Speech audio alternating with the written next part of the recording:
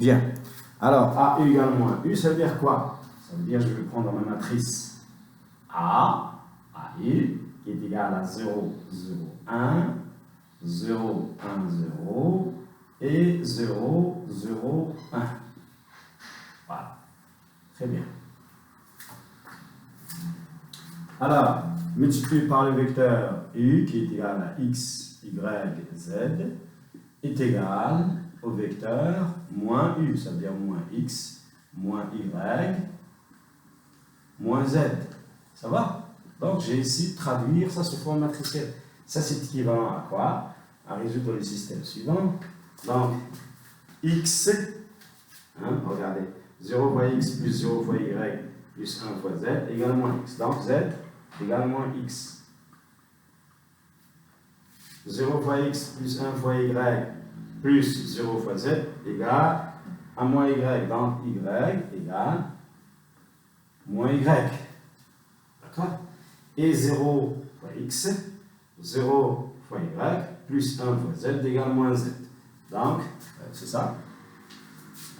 0 fois x, plutôt, c'est bien ça.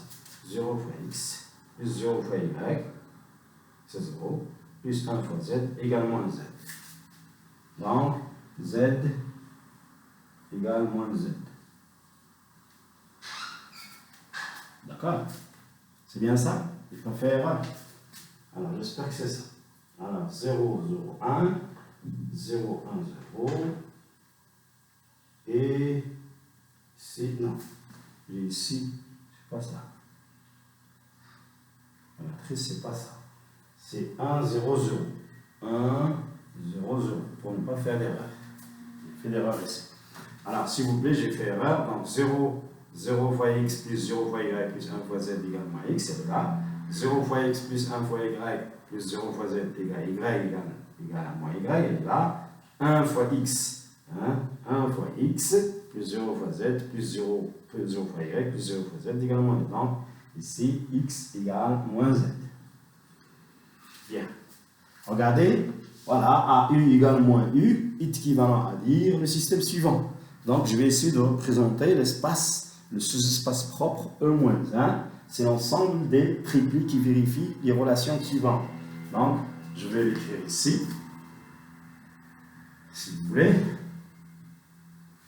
Donc, enfin, on peut dire que l'espace E associé, le sous-espace propre associé à la valeur propre moins 1, c'est vraiment l'espace suivant. E moins 1 est égal à l'ensemble des x, y, z. C'est quoi x? Donc, on peut dire x, y, z. Donc, moins x, je vais écrire x. Y égale à moins y ici. Alors, ça veut dire quoi y égale à moins y? Ça veut dire y égale à 0. D'accord? Y égale à 0 ici. Donc, y égale à 0 et z égale à moins x. Donc, 0. Et x égale à moins z. Donc, x et moins z. Donc, moins x. Avec x appartenant à R. Regardez l'espace propre. Le sous-espace propre associé à la valeur propre moins 1, c'est l'ensemble des triplés de cette forme. X, 0, moins x. C'est ça. D'après le système, ça nous donne cet espace-là. C'est l'ensemble de tous les triplés de la forme x, 0, moins x avec x appartient à R. Ça, c'est une droite. C'est la droite engendrée par le vecteur 1, 0, moins 1. C'est bien ça? Avec x appartenant à R. D'accord? Donc, c'est une droite engendrée par le vecteur suivant. Donc, enfin, on peut dire que E associé à moins 1, c'est l'ensemble, c'est vect de 1, 0, moins 1. Vect de 1, 0, moins 1, c'est ce que je peux écrire maintenant. Je vais effacer ça. Maintenant, j'ai trouvé les sous-espaces propres et leurs dimensions. D'accord? Alors, je peux dire que E moins 1, associé à la valeur propre moins 1, elle est égale à vect de deux vecteurs suivants, 1, 0, moins 1. Voilà. Donc, c'est égal à vect de ça. Je voulais écrire le vecteur comme ça. Hein? Je vais comme ça. Bien, regardez, j'ai trouvé E-1, ça c'est une base, parce qu'il y a un seul vecteur. Un seul vecteur est libre. Donc, c'est une base de E-1. Donc, je peux dire que la dimension de E-1 est égale à quoi? Est égale à 1. Un seul vecteur. C'est quoi la multiplicité? Combien on a trouvé pour la multiplicité de moins 1? On a trouvé la multiplicité, c'est 1. D'accord? Vous vous rappelez le polynomial caractéristique. La puissance, c'est 1. Donc, on a trouvé la multiplicité, c'est 1. Donc, est égal aussi à la multiplicité de la valeur propre moins 1. Bravo! Bien. Alors, qu'est-ce que je fais là? J'ai trouvé le polynomial caractéristique, j'ai trouvé les valeurs propres, j'ai trouvé les sous-espaces propres, j'ai trouvé leur dimension. Et j'ai trouvé que les multiplicités sont égales à leur dimension. J'ai trouvé que leur multiplicité, elle est là, elle est égale à leur dimension. Alors, d'après le théorème, je peux dire que la matrice est diagonalisable. Donc, A est diagonalisable. C'est comme ça que vous devez toujours suivre. Hein? C'est la même méthode que vous allez faire pour trouver que A est diagonalisable. Si par hasard, que vous trouvez que la dimension n'est pas égale à la multiplicité, vous arrêtez. C'est fini. Vous dites qu'elle n'est pas diagonalisable. L'une des dimensions, il suffit juste un seul espace sous-espace propre, qui n'est pas égal à la multiplicité, vous dites qu'il n'est pas diagonalisable. Donc, dans ce cas, il est diagonalisable. Alors, à votre avis, ça va être quoi votre matrice A? Donc, A, ça va être quoi? Ben, on l'appelle D. Hein? D. On l'appelle D. La matrice D, associée à A, ça va être quoi à votre avis maintenant? Ça va être ça. D, plutôt. Le stylo et le stylo, ils ne sont pas bons. Ces stylos-là.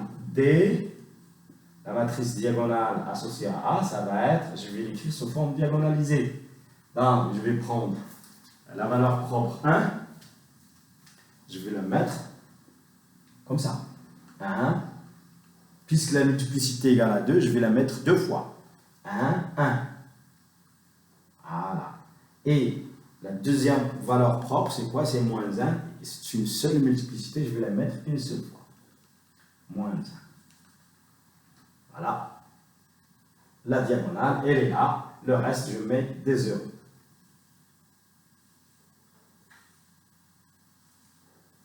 D'accord? Voilà votre matrice. Voilà votre matrice diagonalisée, bien sûr. Regardez, dans la diagonale, je mets les valeurs propres. Sur la diagonale, je mets mes valeurs propres. Ça va? Donc, j'ai trouvé la matrice diagonalisée. Donc.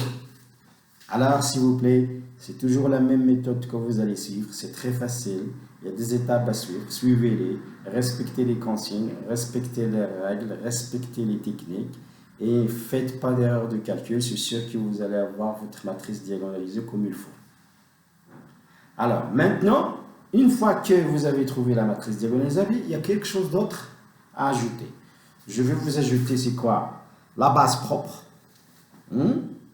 Et c'est quoi? La matrice de passage. Parce que, comme j'ai dit, on a fait un passage. Puisqu'on a diagonalisé la matrice, ça veut dire qu'on a passé d'une matrice pleine A à une matrice diagonalisée. Ça veut dire quoi? On a fait un passage. On a changé de base. On est allé d'une base canonique vers la base propre. Alors, comment on va définir la base propre? C'est très facile. Et comment on va définir la matrice de passage? Bien, la matrice de passage. La matrice de passage. Alors, regardez, je vais effacer ça. Je vais garder les vecteurs. Parce que je vais garder les vecteurs, je vais les utiliser. Alors, parce que la question qui va venir après, c'est quoi? Il va vous donner, bien sûr, la base propre. Alors maintenant, on va écrire ici la base propre. Base propre. La base propre. C'est quoi la base propre? C'est très facile, chers étudiants, c'est très très facile. Alors, comment tu vas trouver la base propre de l'espace E? L'espace total, E. D'accord? Puisqu'on travaille ici dans R3.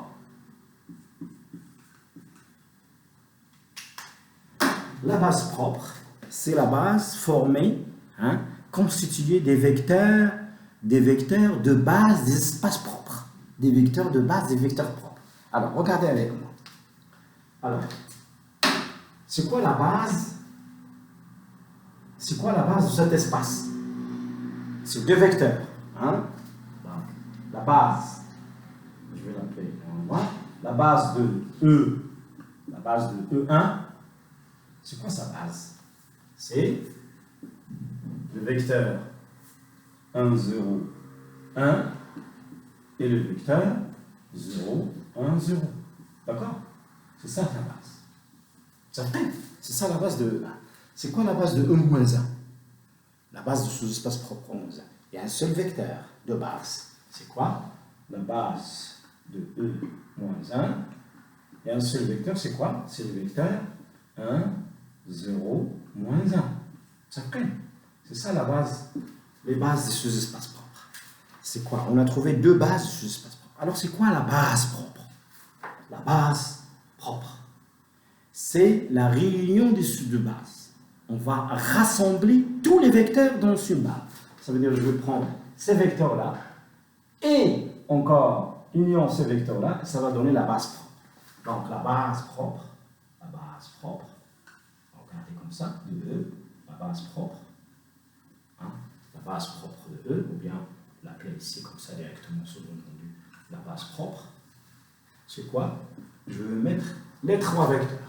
Je vais mettre 1, 0, 1, avec le vecteur 0, 1, 0, avec le vecteur de l'espace E-1, 1, 0, moins 1.